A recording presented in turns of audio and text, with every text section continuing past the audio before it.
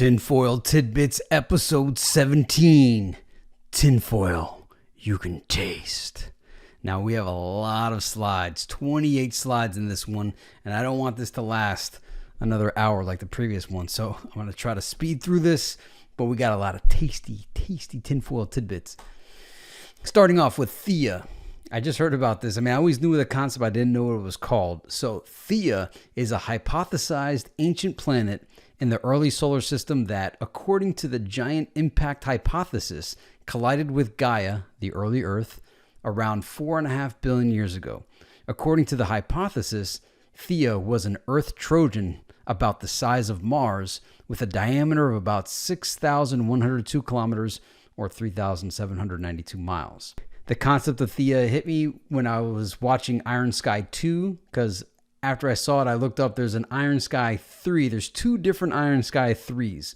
One is made by the New Zealanders that made Iron Sky 1 and 2, and the other is made by a Chinese group in conjunction with them. So the Chinese one, it's called the Ark. So it's Iron Sky, the Ark. And the trailer basically shows this. So look up Iron Sky, the Ark if you want to see it. That's where I got it from.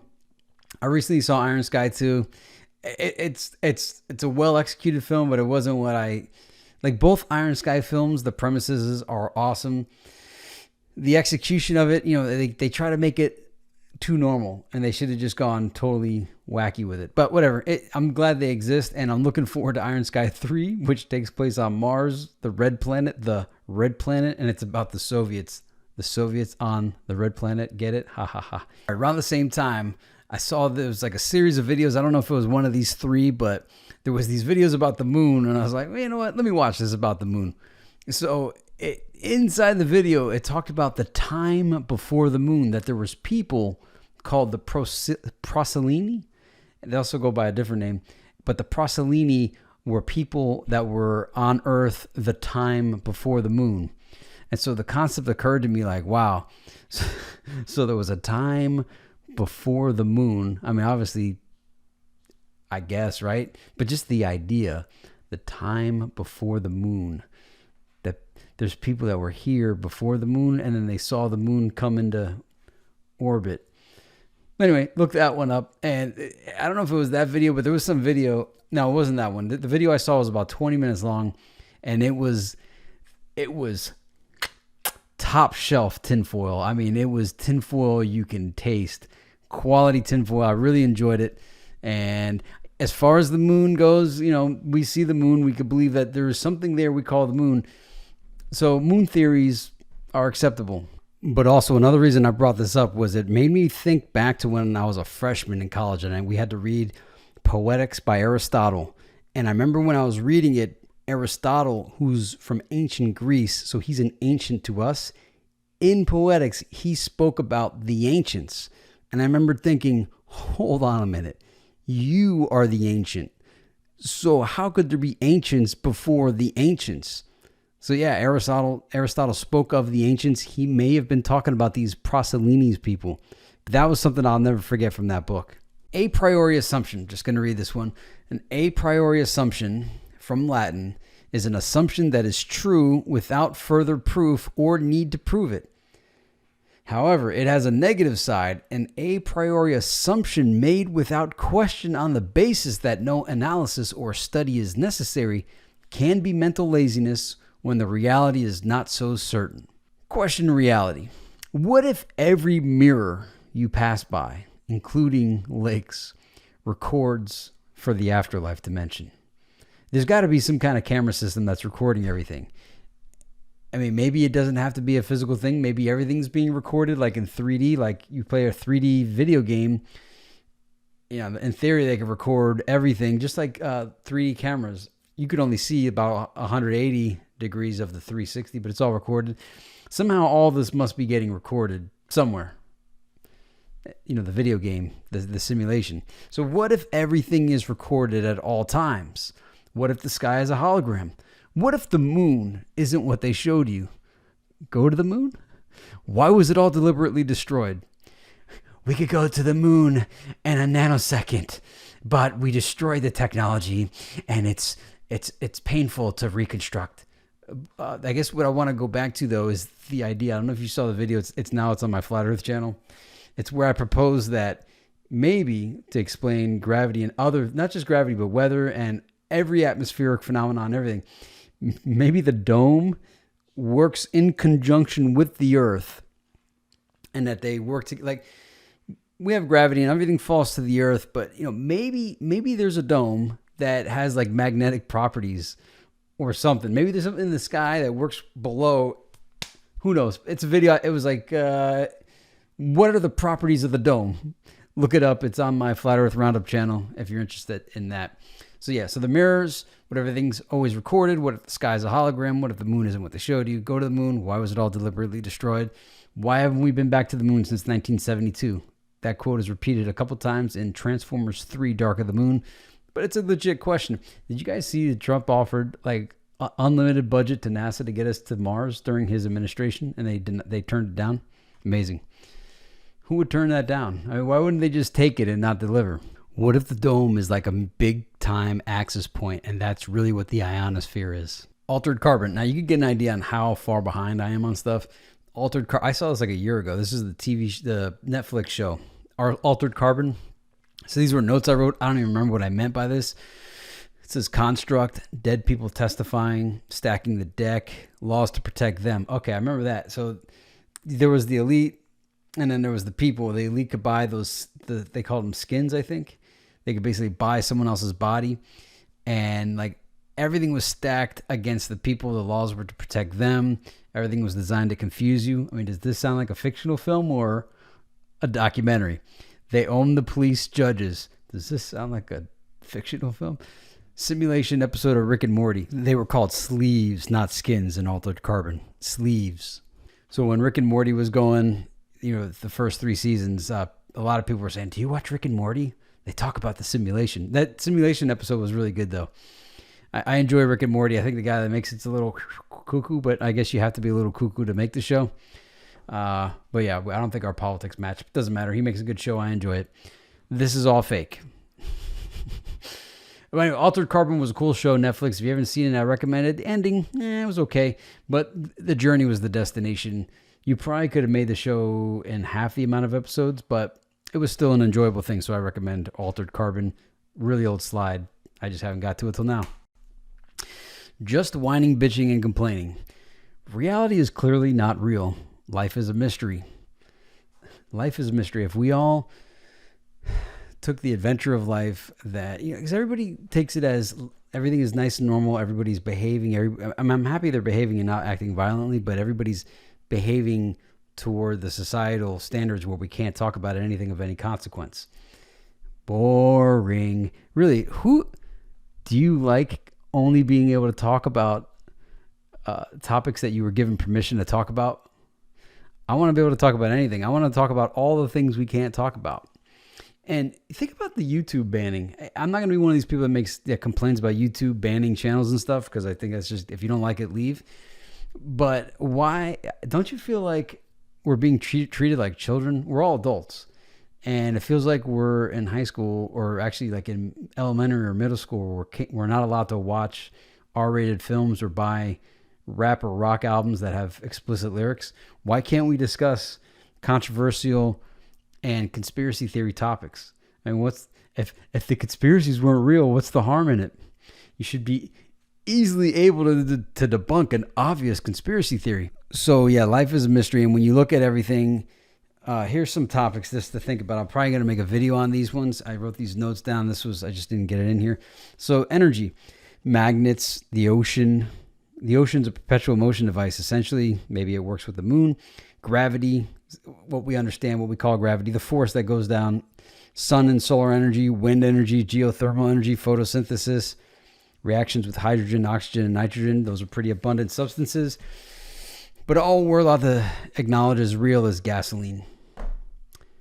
So I think there's a lot of forces out there, both physics and political, and we need to start asking questions. Why are you required to denounce anybody that talks about perpetual motion? Okay, so maybe definition perpetual motion doesn't exist, but near zero might exist.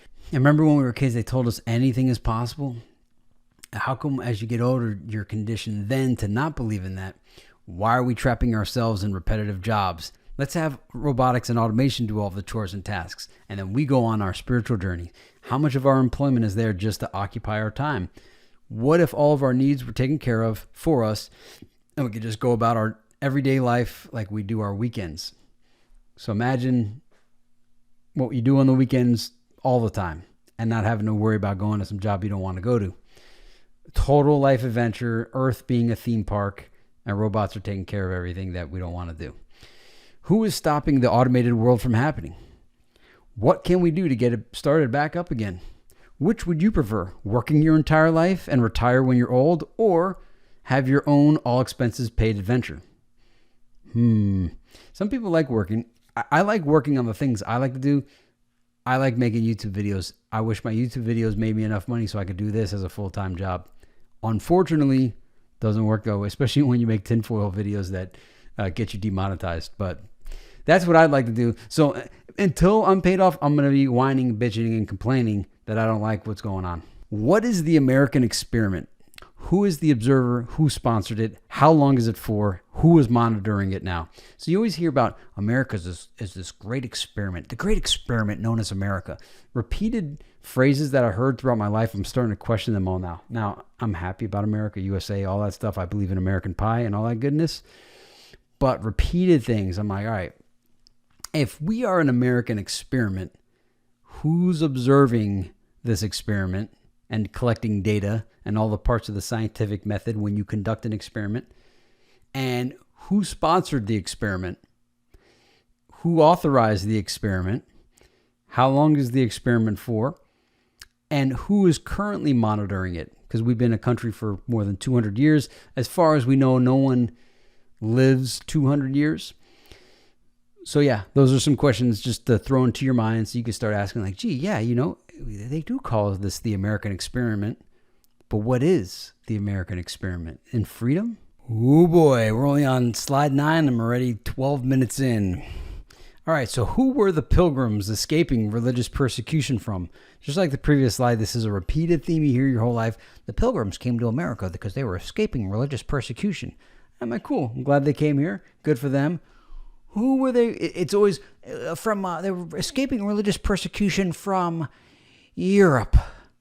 Who in Europe? Who? Why is who did this persecution omitted? It's pilgrims escaping Europe. But they never tell you who was persecuting these pilgrims.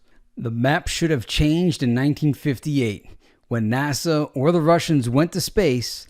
They got higher than airplanes and air balloons could go.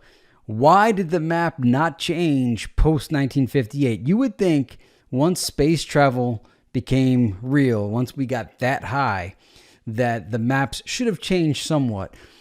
The map we use, I think, is the Mercator map, and it dates back to like 1600s. They didn't even have airplanes back then. They may not have even had air balloons back then. So you mean to tell me Mercator was so good at his cartography that none of it has changed since flight and space travel became real? Flight became real. Space travel potentially became real. Maybe. Who knows? But the point is, the map should have changed last century. There's no way Mercator got it all right back then before he could even get high enough to really see what the shape of the continents look like. So just throwing that one out there. I've said this before, but the map should have changed in 1958. All right, or at least after 1969, right? They got all the way to the moon. I mean, really, how did the map not change? How did it not change? How? Not even. We should have the pre-1958 maps and the post-1958 maps, or the 1960s maps.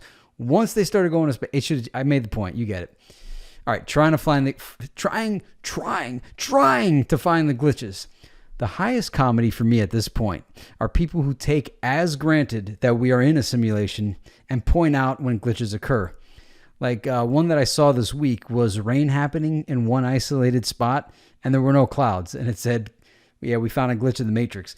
there was just like rain falling or like water falling, and it was like in this narrow, like on a cartoon. And then the guy pulls up the camera and there's no cloud. Anyway, glitches in the Matrix. I like that. All right, so my wife went to Iceland. She said this is the largest building in Iceland. You know, the population of Iceland is only 330,000.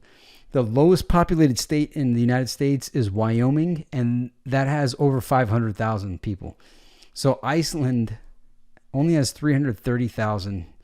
They've accomplished a lot on their land with such a small population.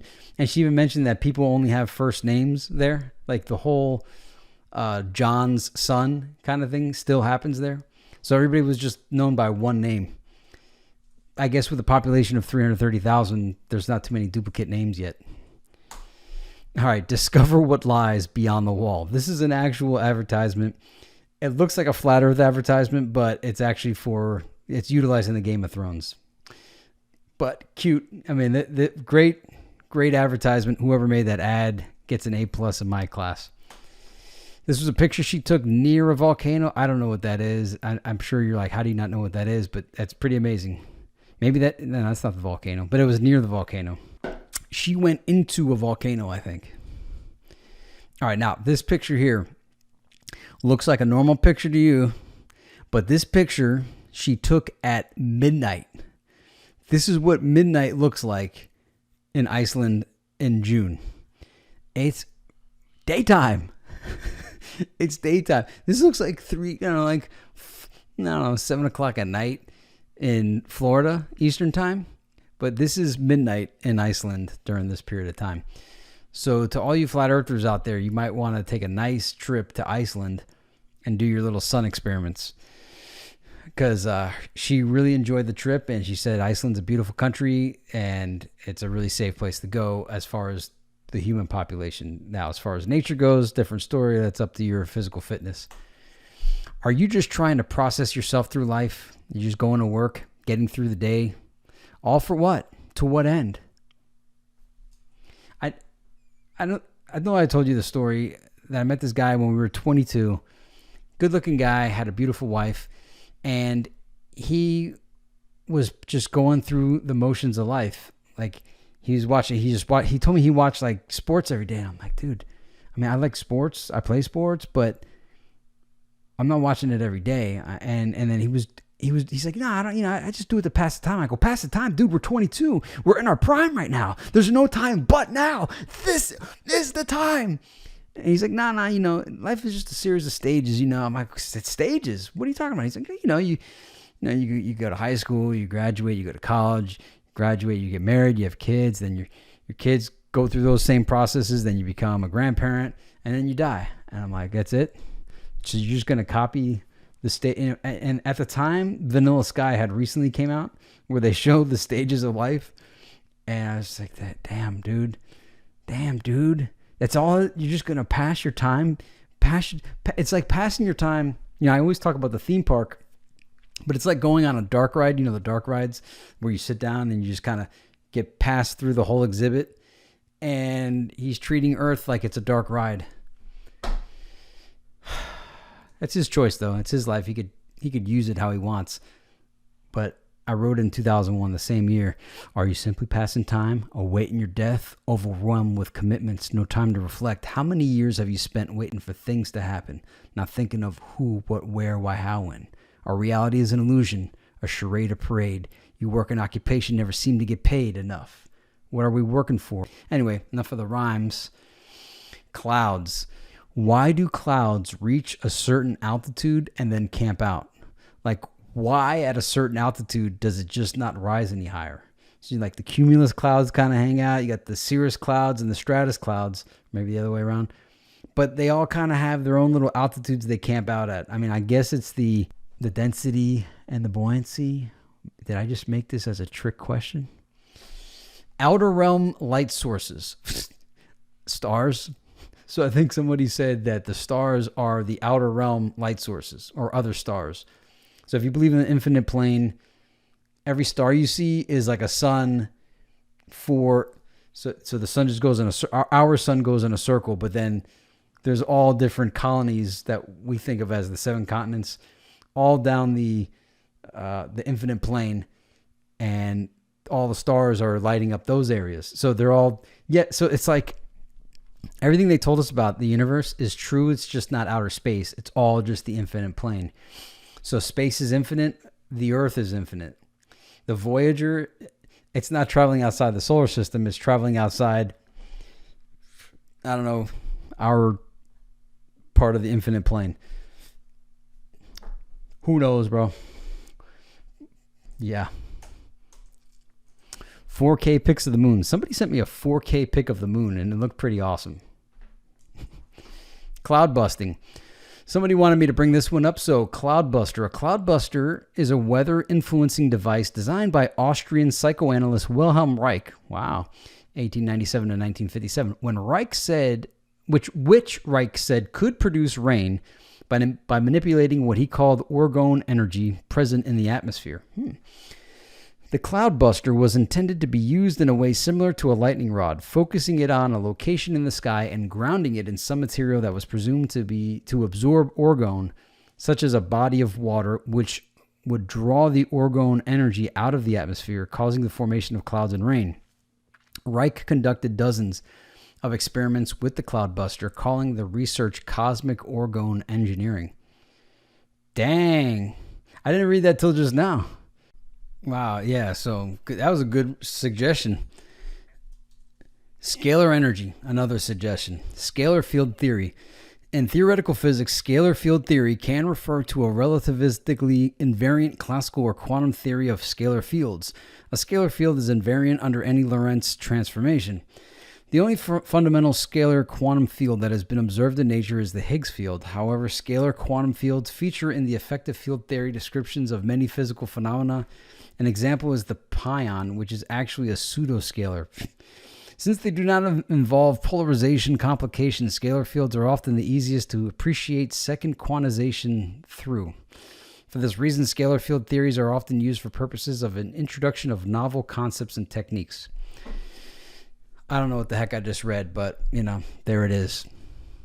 That's obscurantism. What the heck is that? I don't get it. All right, 1976 to 2016, 40 years. All right, so I had read in None Dare Call It a Conspiracy, which was written in the 70s. The author was complaining that the previous years were all split evenly between Republican and Democrat presidents. And so then I thought, wow, I wonder how it happened in my lifetime. And just as he stumbled upon, it is exactly 20 and 20. So check this out. The Democrats had 20 years and the Republicans had 20 years. And it was divided like this. There were one president from each party that served one term. So Jimmy Carter served 4 years, one term. And George H.W. Bush served 4 years, one term. The rest were all full two-term presidents. So Reagan 8, Clinton 8, W. Bush 8, and Obama 8. And they divided it 20-20 for 40 years. Could that have just naturally happened like that? I don't know. I doubt it. We're able to see now the establishment candidates and how it all works. Back in 2008, a guy told me, he's like, look, John, he's an older guy. He said, hey, listen, the way this thing works is it's a pendulum. They swing the pendulum back and forth just long enough each way so that neither side overthrows society. He's like, look, whoever the Democrat candidate is in 2008, they're going to win because it's just gone too far to the right. Now they're going to throw it to the left. And once it gets too far to the left, they're going to throw it back to the right. But yeah, what do you know? 20 and 20. And then the guy that wrote the book, None Dare Call It a Conspiracy. If you never read it, it's a great book. He also pointed out that this little musical chairs taking turns took place even back then. Lionel George Curtis. Lionel George Curtis, I don't even remember why this is on here, was a British official and author. He advocated British Empire federalism, and late in life, a world state. We're getting somewhere. His ideas concerning diarchy were important in the development of the Government of India Act 1919, and more generally, his writings influenced the evolution of the Commonwealth of Nations. His experience led him to conceptualize his version of a federal world government, which became his life work. In pursuit of this goal, he founded in 1910 the Quarterly Round Table. He was appointed... Wow, okay. We got world government here. Global state, United States of Earth. World empire and world state. Redirect here. Global variable. Futurama. Brave New World. The politics of Futurama. There's a Wikipedia article. The politics of Futurama. Wow, I've never seen Futurama. New World Order, conspiracy theory. All right, world government or world government or global government or cosmocracy is the notion of a common political authority for all of humanity, giving way to a global government and a single state that exercises authority over the entire world. It sounds wonderful. Such a government could come into existence either through violent and compulsory world domination or through peaceful and voluntary supranational union. Wow. I mean, that's actually written as such. There's never been a worldwide executive, legislature, judiciary, military, or constitution with global jurisdiction. The United Nations, beyond the United Nations Security Council, which has the ability to issue mandatory resolutions, is limited to a mostly advisory role, and its stated purpose is to foster cooperations between existing national governments rather than exert authority over them. Sure. So, okay, I guess I was excited about this. So, origins of the idea. I'm not going to read all this, or will I? I don't know. The idea and the aspiration of world government has been known since the dawn of history. Bronze Age Egyptian kings aimed to rule all that the sun encircles. All that the sun encircles. Mesopotamian kings, sunset, and ancient Chinese and Japanese emperors all under heaven. These four civilizations developed impressive cultures of great unity, blah, blah, blah. Polybius, the video game. Polybius said that the Roman achievement of imposing one government over the Mediterranean world was a marvelous achievement, and that the main task of future historians will be something done. The United States of Earth. The idea of world government outlived the fall of the Pax Romana for a millennium. Dante in the 14th century disparagingly appealed to the human race. But what has been something got cut off. That day, the seamless robe of Pax Romana first suffered mutilation by the claws of avarice. We can read, would that we could not also see. Oh, human race, what tempts us must something be thrown into the sea. Selective indignation. Fake outrage, a.k.a. fake outrage, fake moral indignation. Fake news, fake outrage, fake moral indignation. I'm waiting for the chance to get into a conversation with somebody again that acts all how dare you say that? Fake outrage. That's what's gonna happen. Fake outrage. All right, so we have a comment here from J User. When I was a child, I always assumed this was some weird world and God had programmed things a certain way. For example, fire is the same everywhere. You could start it the same everywhere. Things explode the same everywhere. Fire, explosions, etc. are all programmed functionality in this world. Whoever the programmer is completely brilliant. They had me fooled. Until now. San Diego pathologist accused of improperly harvesting children's organs, tissues in Texas lawsuit.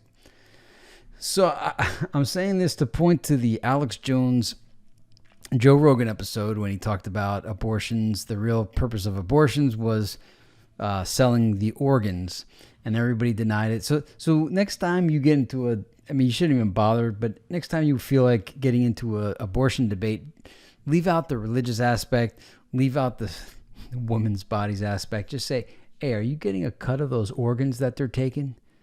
Oh, you're not? You know that those abortions you're having, they're taking the organs and selling them for like $500,000. You're not getting a cut? So you're just like a useful idiot?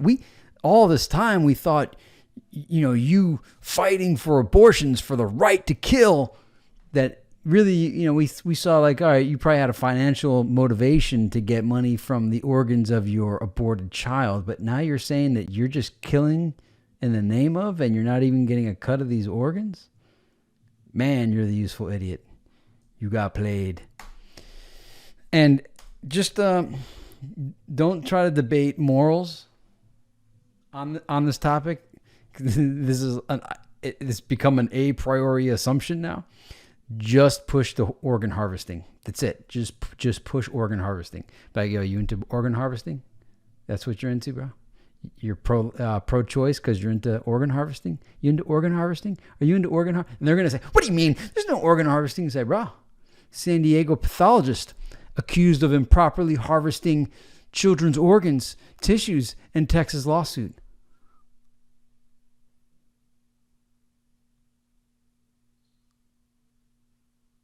Yeah, the pause there is because of the denial.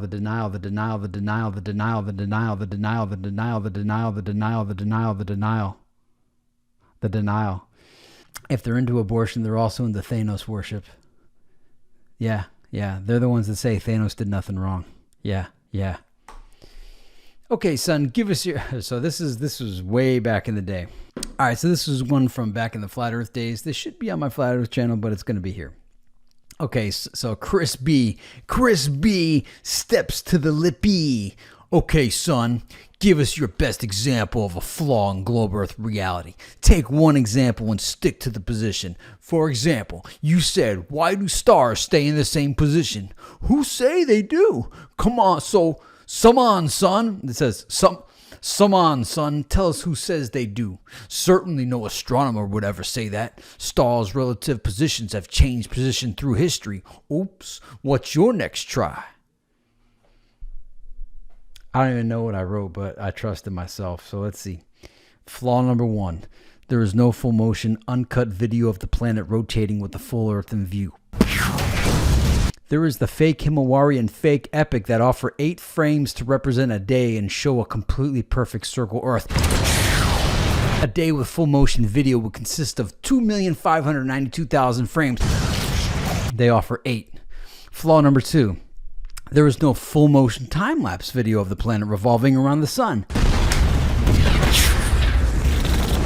Flaw number 3. There hasn't been a spacecraft that measured the distance to the sun physically to verify the globe model insane claim that the sun is 93 million miles away.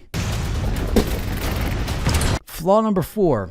Is it a perfect circle or an oblate spheroid? The pictures we've all seen on Earth display a perfect 360-degree circle, perfectly round, as if it was made in Microsoft Paint with the basic circle tool. I'm not so much of a flat earther as I am it doesn't rotate and it doesn't revolve around the sun. And please, with your rebuttal, do not offer me land-based models. 60 plus years and nearly $1 trillion should have produced video answers for everything on demand that I've requested. After all, they live streamed from the moon in 1969. There you go. That's a meme. The live stream from the moon. Fucking Apollo 11 was live streaming from the moon. All right, so that's Tinfoil Tidbits. I don't know. We definitely kept it under an hour. Yeah, so I guess I got through all the slides. Nice. That is your tinfoil that you can taste. There was a lot that I left out.